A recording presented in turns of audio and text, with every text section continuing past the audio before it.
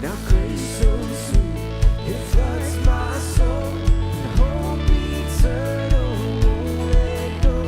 My debt erased at Calvary. 'Cause Jesus, Jesus, He rescued me.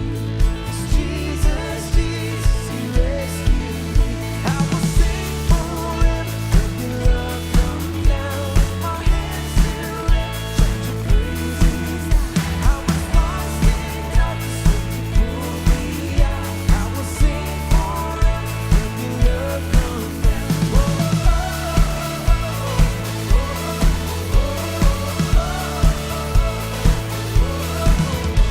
Let's put our hands together. Well, there's a hope beyond the sky, a song we'll sing for all of time. The grave is empty and I am free.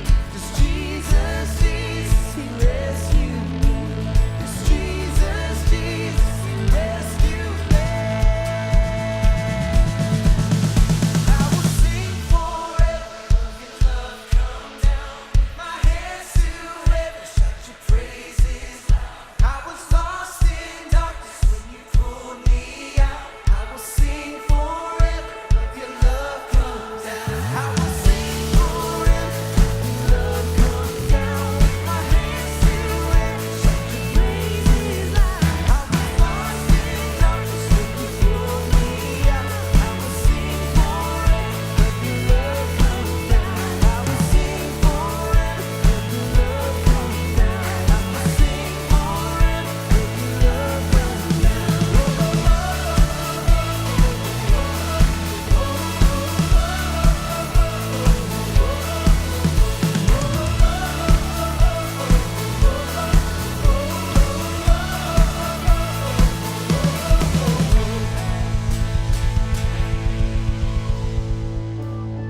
Oh, man, good morning. We're turning this place country today. A little honky tonk. That wouldn't be so bad if we went country, huh? Yeah? Well, Happy New Year. You guys off to a good start this year? Everybody doing well, 2019? Well, that's great. Well, hey, my name is Kevin. Welcome to Mission. Special shout out to those of you who are joining us online today. Thanks so much for tuning in.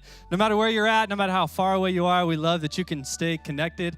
And here's the deal. Our hope and our prayer is the same hope and prayer that we have for everybody in this room. That at the end of 60 minutes today, you walk away feeling encouraged, that you feel renewed, and that you come to know, or you already know, that you have a Father in heaven who desires a personal relationship with you. He loves you so much that He gave His only Son, Jesus, on your behalf.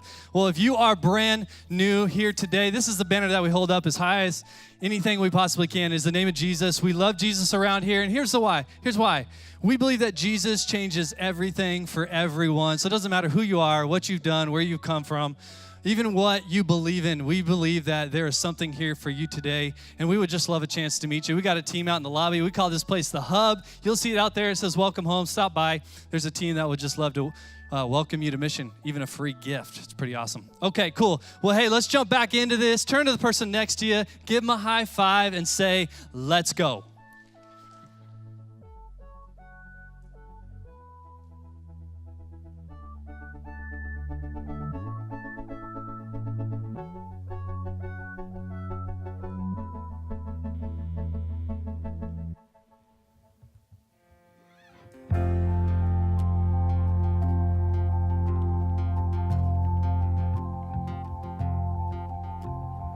Who am I that the highest king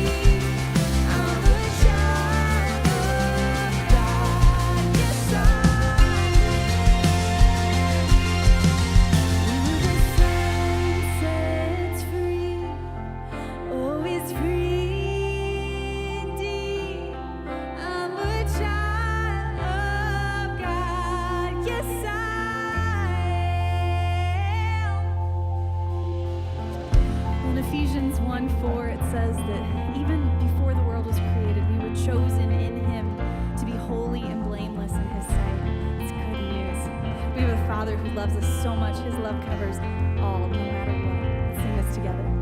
I am chosen, not forsaken. I am who you say I am. You are for me, not against me. I am who you say I am. I am chosen, not forsaken. I am who you say I am. You are for me, not against me. I am who you say I am. Oh, I am chosen, not forsaken. I am who you say I am. You are for me, not against me. I am who you say I am. Oh, I am chosen, not forsaken. I am who you say I am. You are for me, not against me. I am who you say I am. Oh, I am who you say I am. Yes, I am who you say I am. Who the Son sets free, oh, is free indeed. I'm a child of God. Yes, I am. In my Father's house, there's a place for me. I'm a child of God. Yes, I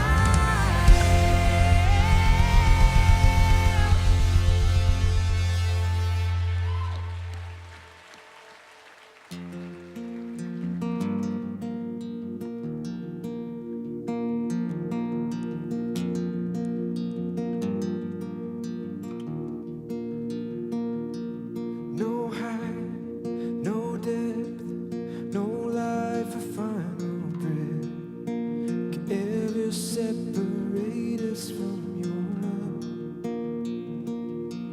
No failure, no mistake, no loneliness or pain can ever separate us from your love. Can ever separate us from your love. On the other side of everything I'm afraid of, you were standing with your arms wide open, wide open.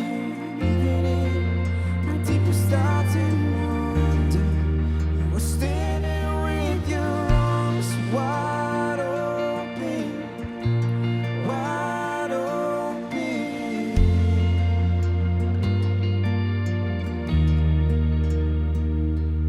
I'm here, made strong. Oh, I found where I belong. Forever I'm alive now in your love. I'm changed, unchained by your amazing grace. Forever I'm alive now in your love.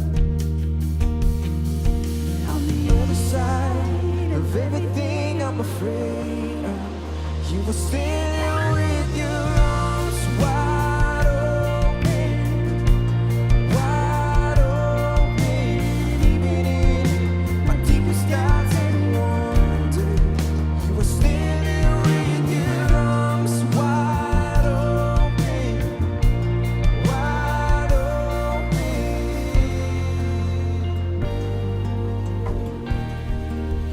Arms wide open.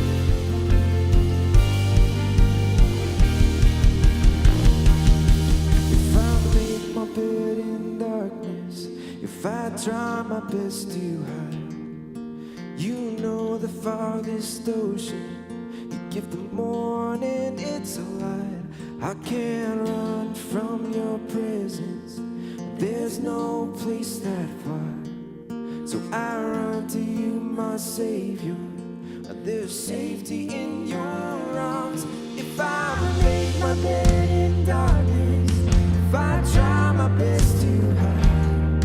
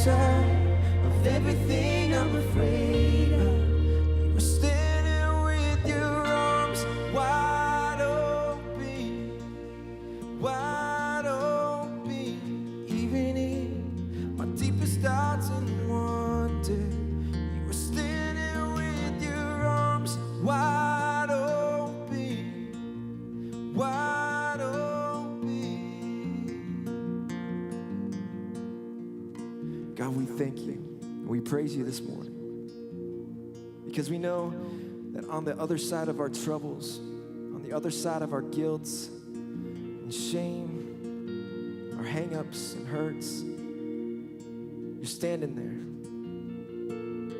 waiting for us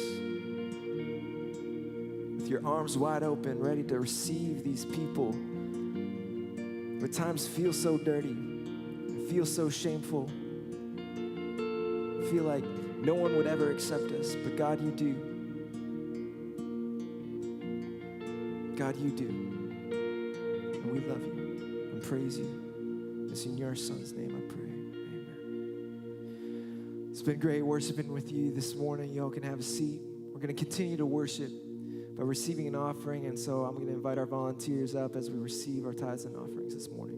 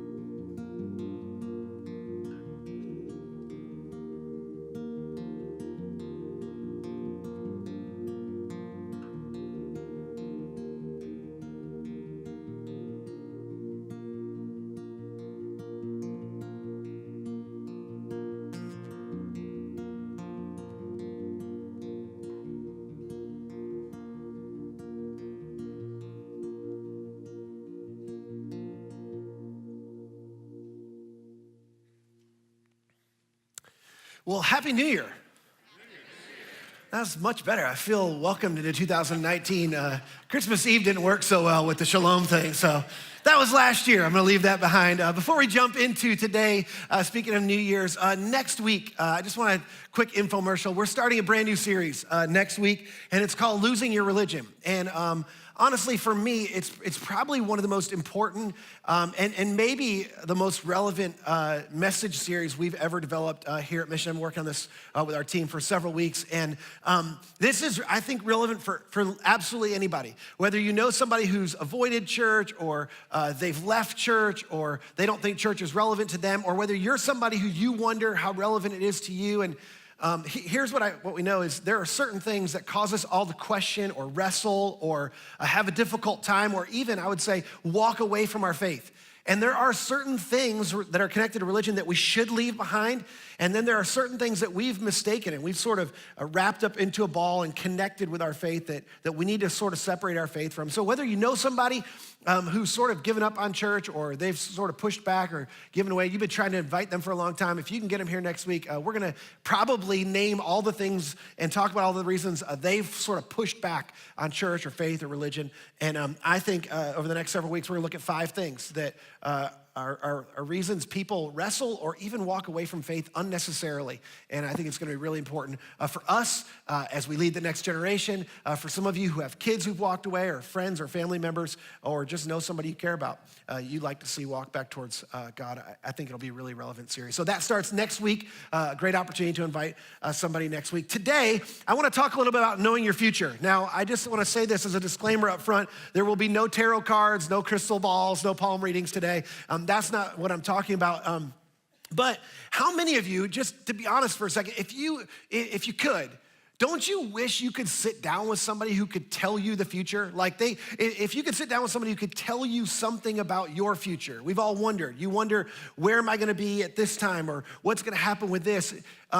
Isn't it true that we would all love to sit down with somebody who could tell us our future? I was talking to my wife about this. I was like, if you could sit down with somebody who could tell you one thing about your future, like what would you wanna know?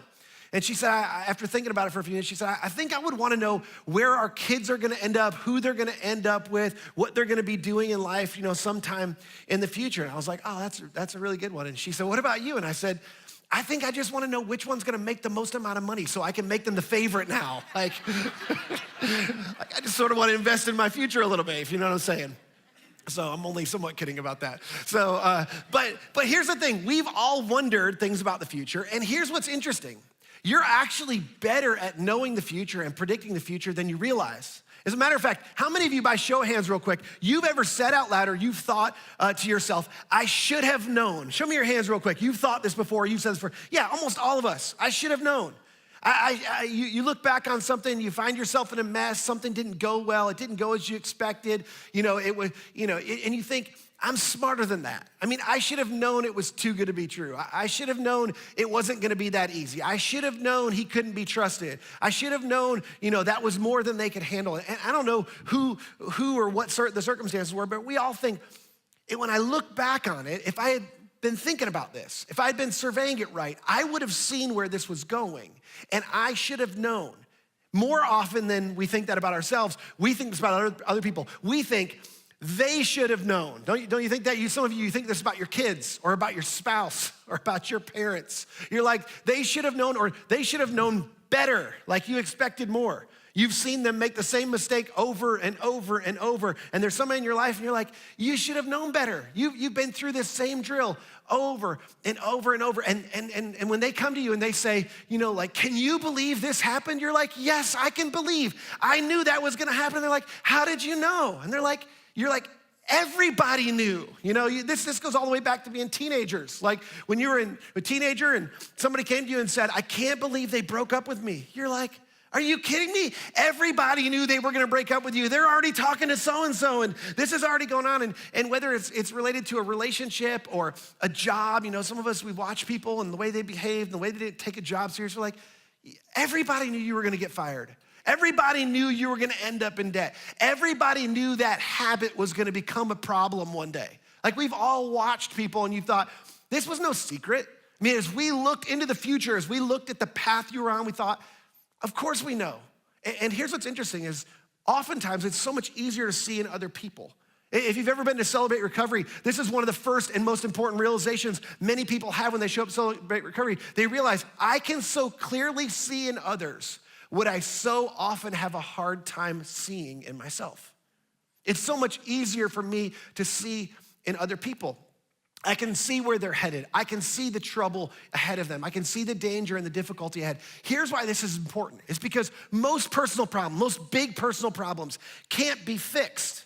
Now, some of you want to argue with me, but here's the thing. There are certain things that we behave our way into, that we find our situations we find ourselves in, mistakes that we've made. And the truth is there's no easy fix. You can fix your car when you get into an accident, right? Like I remember when shortly after we moved here, my wife got into a car accident.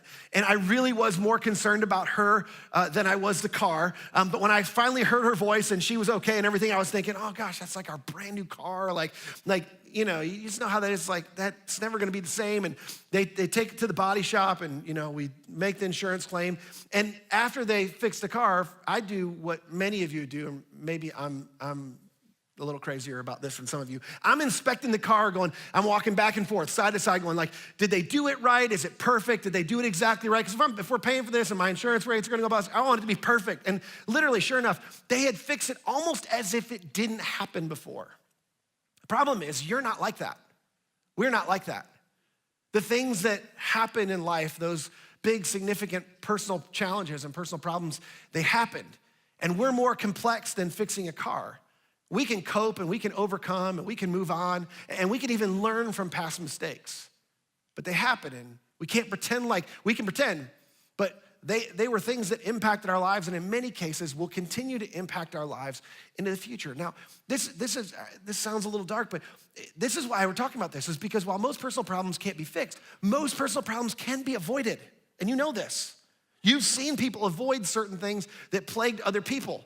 And I believe that the key to knowing your future and avoiding certain things, avoiding certain challenges and personal problems, maybe this year or ending up somewhere in 2019 you never ended up or planned on ending up is connected to three important principles. In fact, there are three important principles that I learned over a decade ago from my former pastor, and they're all connected to each other. I learned them at different times, but these are three things that I took away that as I thought about the new year and as I thought about starting out, we were gonna start our new series today, and I just thought, you know what? This is too important. This is too important, and honestly, I felt a stewardship. Like, these are things that have significantly impacted my life and our family and our marriage, and I really believe have helped us avoid a lot of really difficult things in life. And there are three things that if you're willing to open your eyes to, if you're willing to embrace, if you're willing to realize they impact your life, they could be the difference between ending up somewhere on purpose where you want to end up in 2019 and ending up somewhere you hoped or wished you'd never be. The three principles are this. The first one's the principle of the path, if you're taking notes. The second one's the power of proximity. And the third one's the posture of the prudent. We're gonna talk about all three of these. And if you're wondering, yes, I was feeling in a very Baptist mood when I put this together. If you don't know what that means, Baptist preachers alliterated, sort of threw up alliteration all over people if you grew up in a Baptist church. But these are the three principles. We're gonna take them one at a time, but before we jump in, just a couple of thoughts about principles. A principle first is, it's not a rule you follow. This isn't like, hey, this is a good suggestion, and if you follow this, this is a good idea. It's not a rule you follow. It's not applied by choice. In fact, a principle is something that's applied to you. It's not something you apply to your life. And then the third one is that it's not a law that you can break. This is not something that you can thwart or get away from.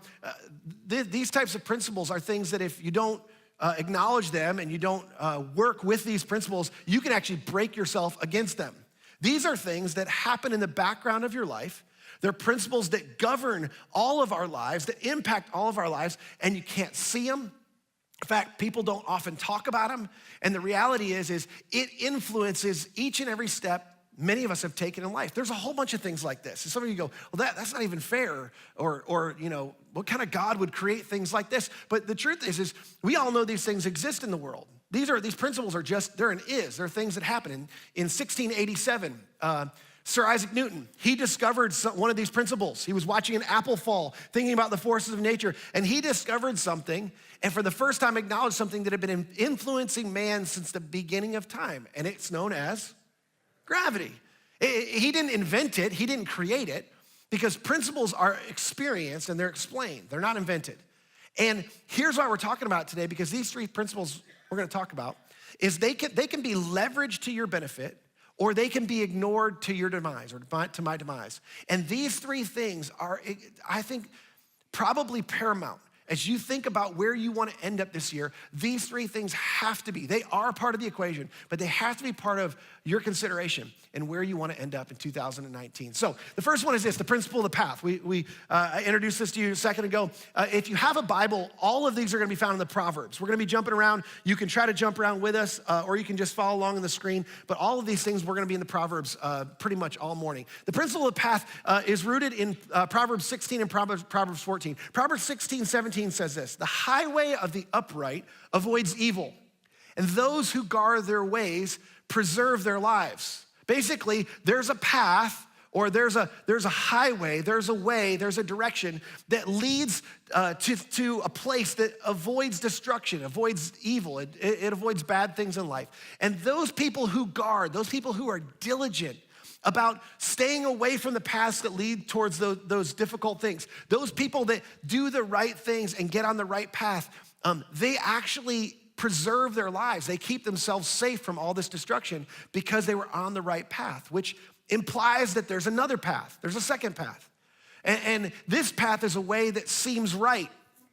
Next verse, Proverbs 14, it seems right, or appears to be right, but in the end, it leads to death. And we've all found ourselves on one of these paths before. It seemed like what we wanted. It seemed like the right thing. It seemed like the thing that was gonna get us to where we wanted to go. But in the end, it led to death. Maybe not physical death, but the death of something. Maybe the death of a relationship. Maybe the death of a career. Maybe the death of a dream. But make no mistake, it wasn't our intentions. It wasn't our ideas. It wasn't our wishes. It was the path. It was the way, the direction that we were headed in that appeared to be right. But in the end, it led to a place that we didn't want to go, even though it seemed like it was the direction we want to go. The principle of the path says this. It says direction, not intention, determines destination. Direction, not intention, determines destination. Where you end up is not dependent upon your intentions. It's not dependent on your hopes or your dreams or even your prayers. It doesn't depend on your intellect. It doesn't depend on your education. It's not about how smart you are. Where you end up, the destination, where you end up financially, where you end up relationally, where you end up professionally, where you end up in different areas of your life depends on the path that you're on and the direction that you're headed in. Now, we all know this to be true because we've all been lost before. Maybe you've been lost in your car, maybe you've been lost on a hike. We've all been lost before, and none of us intended to get lost, right? Like you were intended to go one direction or go to one place, and you got lost. My wife and I used to travel with our kids from Georgia to Texas. We have family in Texas, and we used to live in Georgia, and it's a 12-hour drive, and we would do it overnight because it was just so much easier to drive with the kids in the car while they slept. And so I see people nodding their heads over here. It's like, yeah, we do the same thing. Like we would leave in the evening, turn on a little movie in the car, eat some dinner, and they fall asleep. I drive all night. Everybody else in the car sleeps all night, which I loved, and we just kind of drive in peace. Well, there's this one spot on I-20 on your way to Texas, because you take I-20 from Georgia all the way to Texas, and about halfway there, there's a road, I think it's 53, I need to look this up, I keep saying this. I think it's 53 that heads off and it goes south. The thing is it exits off the left-hand side, and it's very subtle. It actually looks like to stay on the main road, you sort of stay on the left side of the road. But you actually, if you're gonna stay on 20, you gotta go off to the right, which actually looks like an exit. It's sort of confusing. So in the middle of the night, apparently, I took 53, and I headed like sort of off in the wrong direction. And it was a long time before I realized that we were sort of way off course. And here's the point of all this is you can happily live in the wrong direction for a really long time and not realize it. You can. I was happy, not just driving, but some of us, we've experienced this in life, but I was happy driving in the wrong direction, listen to my podcast, listen to music, everybody's sleeping, I got the cruise control on, I got my shoes off, and hours down the road, I realized when my wife woke up, because I'm not paying attention. I mean, how can you get lost? It's one road from Georgia to Texas, it's I-20. Apparently you can. And we were hours out of our way. But this is true in life. There are people who happily live in the wrong direction for weeks and months and even years of their lives, only to wake up one day and realize, oh my gosh, I'm lost. And I got lost, I got off course, I got off path a long time ago. And I've been happily living the wrong direction, but I am in a place I do not want to be in. And we know this is true because your parents did this with you, and you do this with your kids. You're always paying attention to the path they're on. We use this language. Try to keep them on the right path. Try to keep them on the straight and narrow. And we know intuitively if they get off the wrong path, there's all sorts of things we monitor, but if they get off the wrong path in either their habits or their friends or whatever it is, that they could find themselves way off course a long way down the road, and it's a whole lot harder to get back than it is to make an adjustment at the beginning. It's usually when things aren't going well that we realize that we're lost or we're off course. And when we discover that things aren't going well, what we want is we want a fix. We want a solution. You know, one of the most regular things, contacts I get from people in our church is people who found themselves in a difficult situation. And they email me or they message me or they call or one of our pastors. And the truth is they want a solution or they want a fix. And the truth is they want a solution or a fix to something that isn't easily solved or fixed.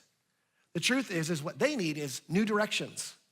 And in some cases, they have to go all the way back to when they got off course and start over again and start living and operating in a different direction to end up where they ultimately wanted to be instead of where they are. I had a mentor. He used to say to me that you can't pray your way out of situations that you behaved your way into. Most of us, this is what we try to do. We think, oh, it's not gonna happen to me, and maybe this isn't the right thing to do, and we use forgiveness. Don't make no mistake. Forgiveness is available for free to all forever. But we use forgiveness as some escape hatch for consequences of bad decisions. And it just doesn't exist. That's not the way it works. And the truth is is oftentimes we live in the wrong direction because of what's dictating the direction in which we're going. So here's my first question is, what's dictating the direction you're headed in? In your finances, in your marriage, in your career, in your relationships? What's dictating the direction? There's all sorts of things that dictate the direction that we head in. Here's what I find most is specifically these days, the thing that gets people off course the most and the most easily is when they put happiness ahead of everything else in terms of what determines the direction they're going in. When they're making decisions, most of the time people go, well, this is what I want. This is what would make me happy. This is what would make me happier than the situation I'm in right now. This would make me happier than the decision that I think I probably should make or the thing I need to make.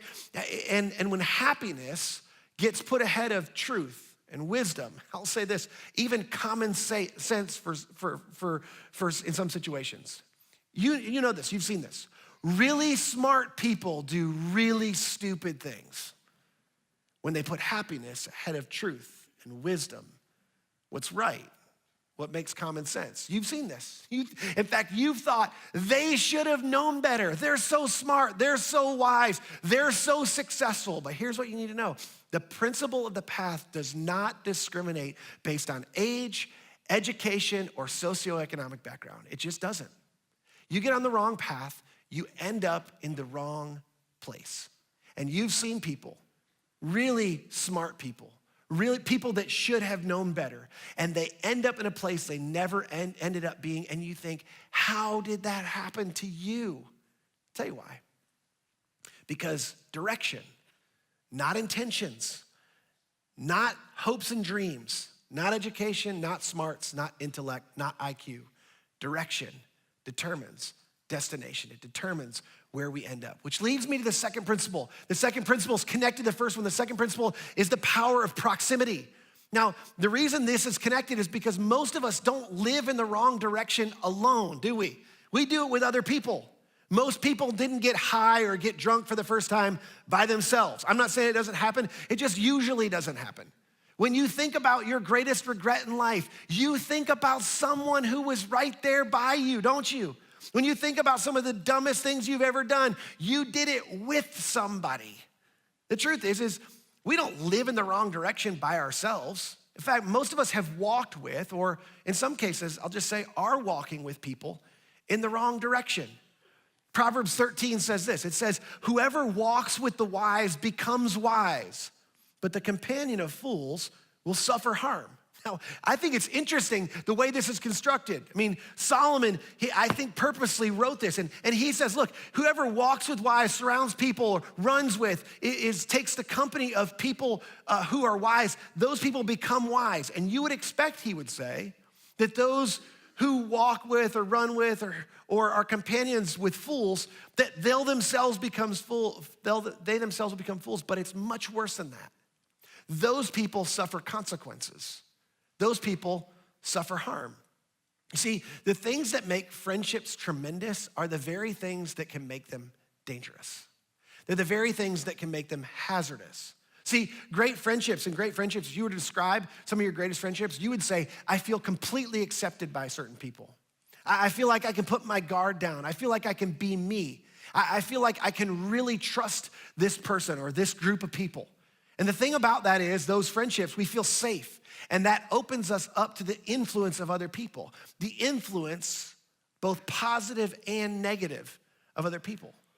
And many of us could tell stories of people that we surrounded ourselves with, or people that were mentors to us, or coaches, or teachers, or parents that led us in the right direction. And so many of us could tell stories of people that had such a positive influence on our life. But I bet there's just as many stories in this room of people who say, there's this person, and when I started hanging out with them, or this group of people, or when I got into this relationship, the truth is I opened myself up to the influence of somebody who led me down the wrong path. Now, this may be a little too early for 2019, but I just to be real direct for a second, as your pastor, like friends who aren't careful with their lives won't be careful with your life. They won't. Friends who don't take care of their marriages, they're not gonna look out for your marriage. Friends who are irresponsible with their money, they're gonna lead you to be irresponsible with your money. Friends who don't take care of their bodies or take care of themselves, they're not gonna take care of your body. They're not gonna help you to be responsible with yourself. And the truth is this is just a principle. It's the principle of proximity. And for some of you, you're thinking, okay, wait, I thought we were a church for everyone. I brought my friend today. This sounds super judgmental. This is like, I get that all. You feel all that nervousness, but don't misunderstand me. There's a difference between judgmental and good judgment. There's a difference. Judgmental is when I criticize or I expect you to be different, when this is about you. Good judgment is when I realize something about me and I make a good decision based on wisdom. See, good judgment says there's something wrong with me and with my path. I'm not making a conclusion about you.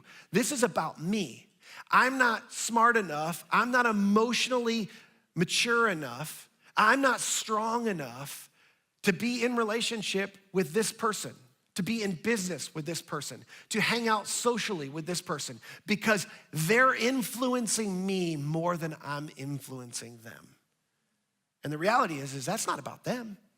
God loves them. You may love them. You may want what's best for them, but what's best for you is not them in this season. That's not on them. That's on you, because the people that are in closest proximity to you will influence the direction of your life.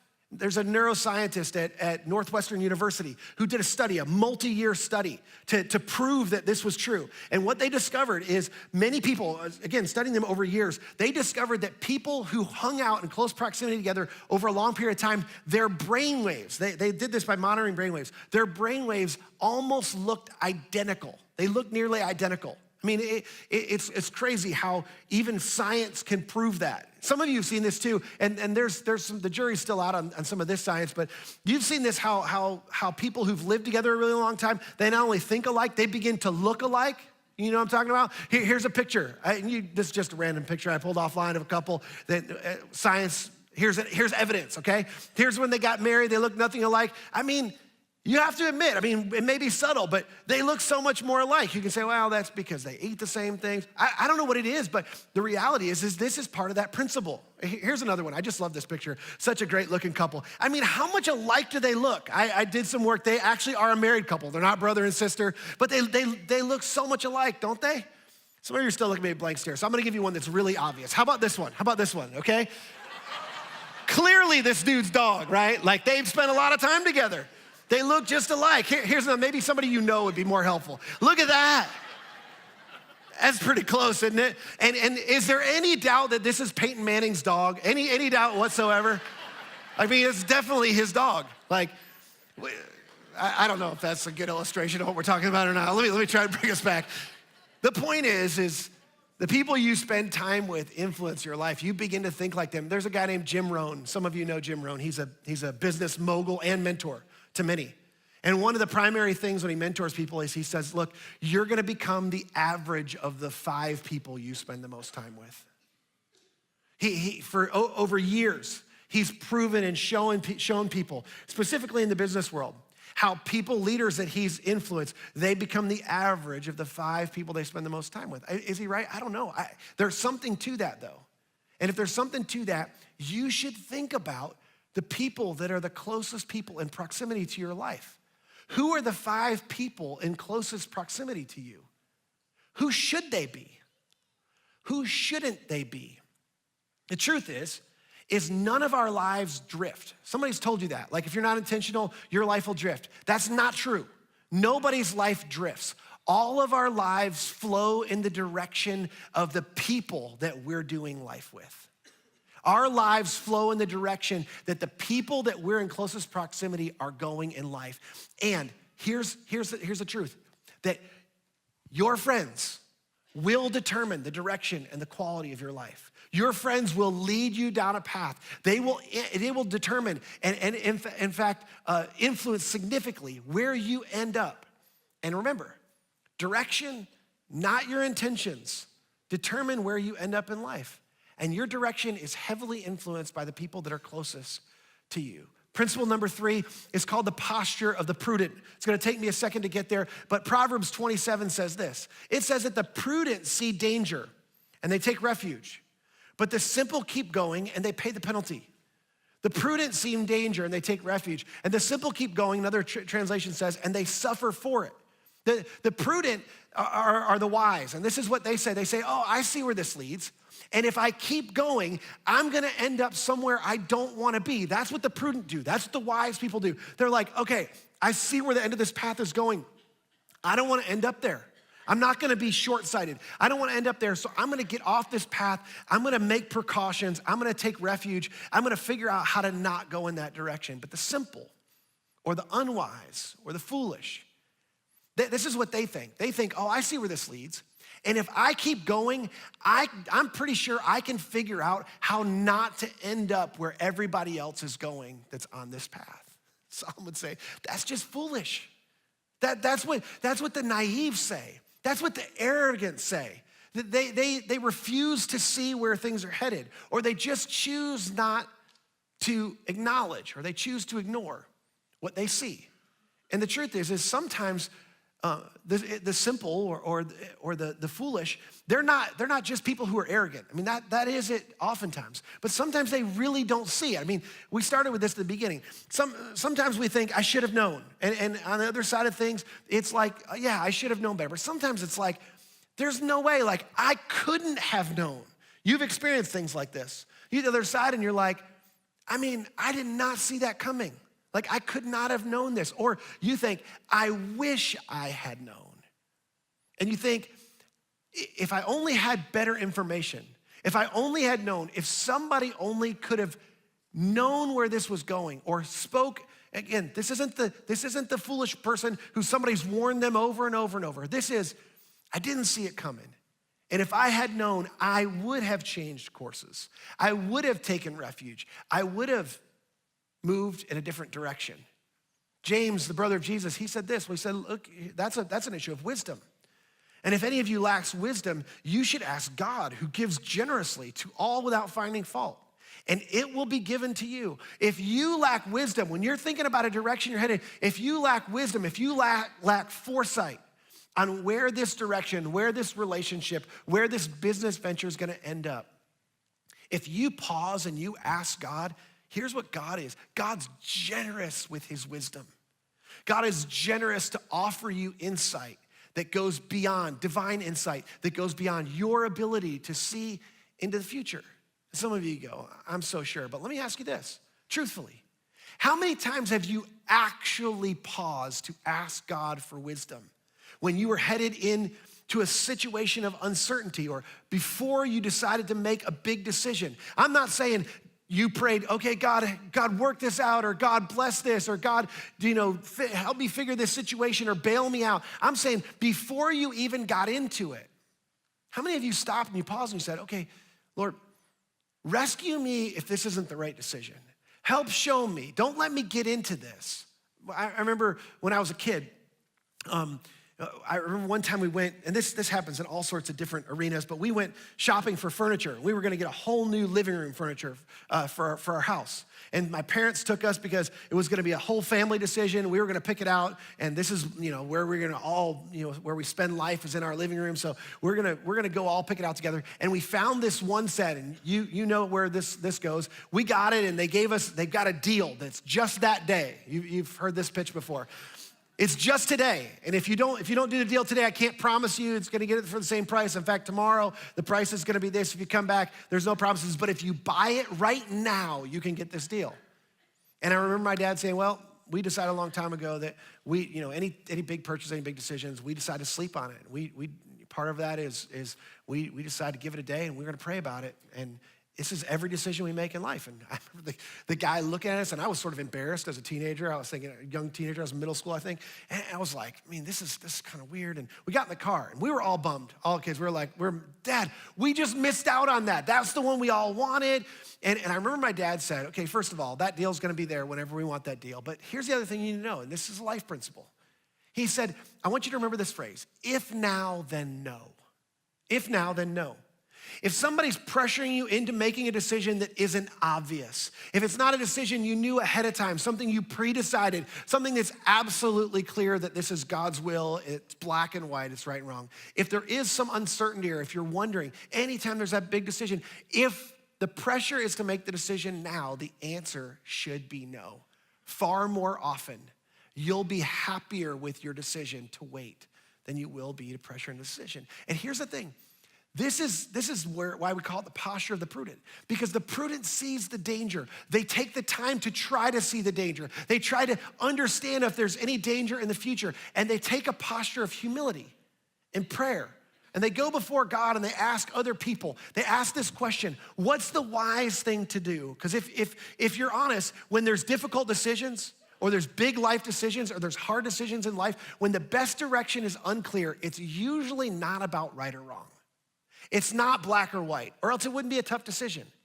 It's a question of wisdom, whether this is what's wise to do, for you to do, based on your past history, your past life experiences, based on your present circumstances and the situation that you're in now, and your future hopes and dreams. What's the wise thing for you to do?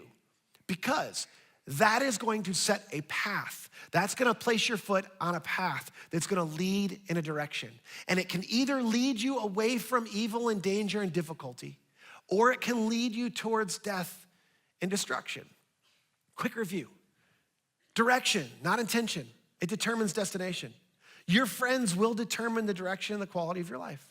The foolish, they keep going even when they're not headed in the right direction. And they pay the penalty. They suffer for it. Here's what I'm gonna ask you to do. As we start this new year, I know we're a little ways into the new year already, and I don't think anybody makes New Year's resolutions anymore, but would you consider this week, even if it's just 15 minutes, would you consider actually putting on your calendar before you leave today some time this week to take time to reflect on these three principles? And to not just reflect on them, but to ask God, to pray, God, could you help me see if I'm off course? Could you help me see if I'm headed in a dangerous direction in my finances, in our marriage, with our kids and our parenting, in other relationships, in my business, in this new venture, in this new direction in life? Would you help me understand if I'm heading the wrong direction, if there's danger lying ahead? Would you take the time to reflect and pause and discover what's the thing that's determining the direction that you're headed in? Who is determining the direction that you're headed in?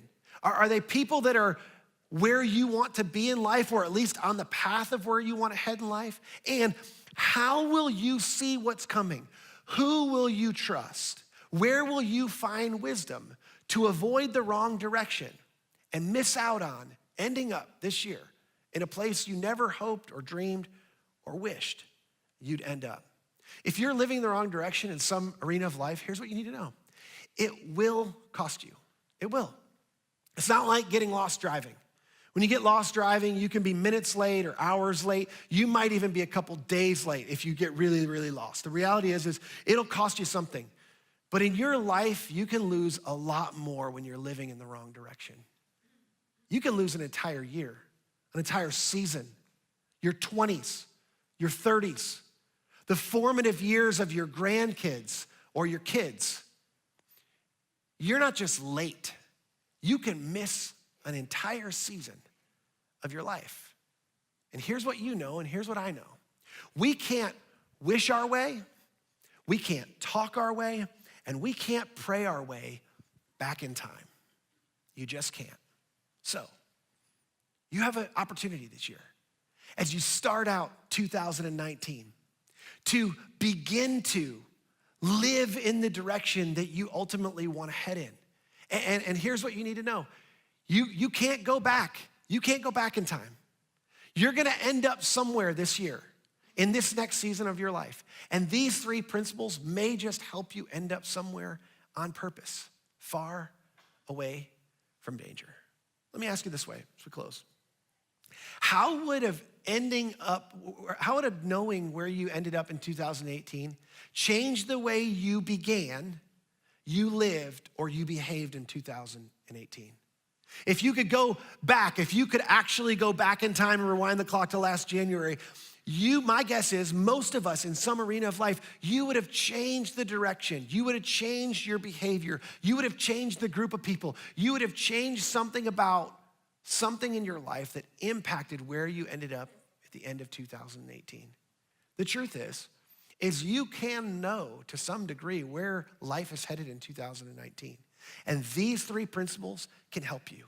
I can tell you, they've helped me, they've helped us, and they've helped us steer away from all sorts of danger. There are some things, make no mistake, there are some things that cannot be avoided. There are some things that we don't have influence over. They're outside events, they're decisions by other people. But as far as it is with you, as far as it is as you're seeking God, your heavenly Father wants something for you. And what he wants for you is what's best for you. And in 2019, to discover what's best for him and not end up somewhere you don't want to be, it might just be considering these principles and living your life in a different direction. Let me pray for you. God, I pray today for somebody who's here. And as we've been talking, they know exactly the thing. They know exactly the arena. They know exactly the area. They know exactly the relationship. They know exactly the group of people. They know exactly the decisions that have got them on a path that leads to a destination that they don't want to end up. That maybe in some ways they think they'll never end up because it won't happen to them. I pray today that you would give them wisdom beyond their natural ability. I pray on their behalf that you would give them wisdom to see the danger that's far off, that's far down the path. And then you would give them the courage to do what they need to do with the information that they've heard today. They'd have the courage to make the adjustments, to change the decisions, to sever or at least distance for a period of time themselves from a relationship that might be influencing them in a direction that nobody prays to be in, a situation that nobody wishes to be in, nobody hopes to be in. And that you would guard everyone within the sound of my voice, that you would guard us from the dangers that could potentially lie ahead from being on a path that you wouldn't have us be on in life. And I pray it in Jesus' name. Amen. Amen. Kevin?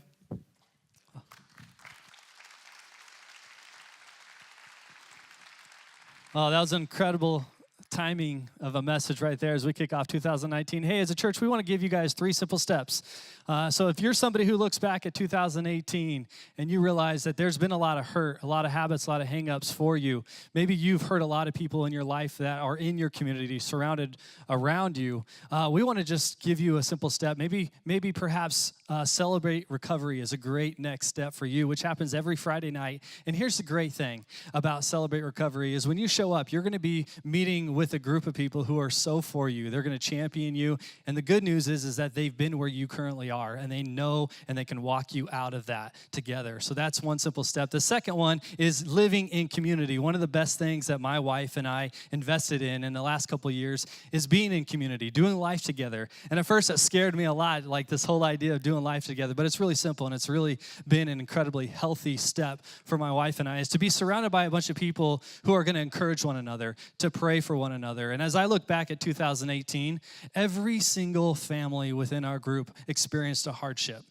But what I knew is that when we came back together, we sat there and we prayed for each other and we encouraged one another. We supported each other, and it's been such a blessing. And so here's a simple step for you. January 29th, we have Group Link, and we'd love for you to go to missionaz.org and register. Get in a group. It can change your life. It's going to be such a blessing. And the third one's really simple. On the Mission app, down on the bottom of it, there's a study tab right there. You can click on it. You can gain access to some really great content that can help you Monday through Friday, Monday through Saturday. You can even do it when you get in your car. And if you don't have the Bible app, let me just tell you right now, there are hundreds of studies that you can go. So go download the Bible app. There's some great stuff. I'm going through a Joshua study right now that's been incredible for me. But hey, thanks so much for coming and joining us today. And I just want to invite you back next week as we kick off a brand new series, Losing Your Religion. See you guys.